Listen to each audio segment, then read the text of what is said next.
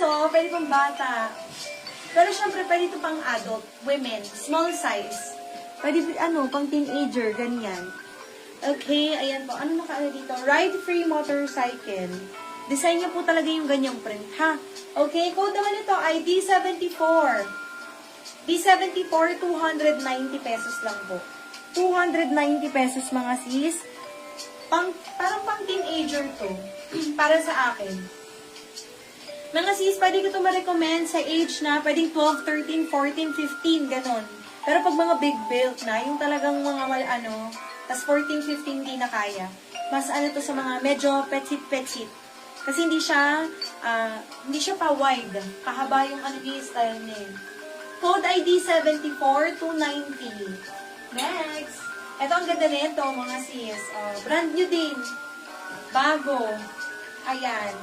Pero parang dress na to, ha? Teka, check natin ang size. Ayan. Pili na kayo mga sis kasi baka maunahan kayo mamayang gabi. Wala na yung binebetan nyo ngayon. Ako walang size. Pero sa tingin ko mga sis, pwede to pa ang adult, small med.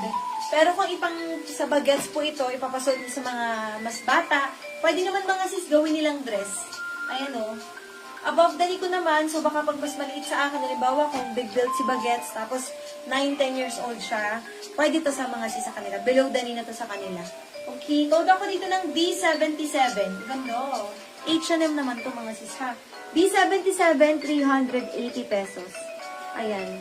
D77, 380 pesos only. Magaan, stretchy, malamig sa balots. Ayan po ang mga wash tag din ha. Ayan. Brand new to mga sis, brand new. Next.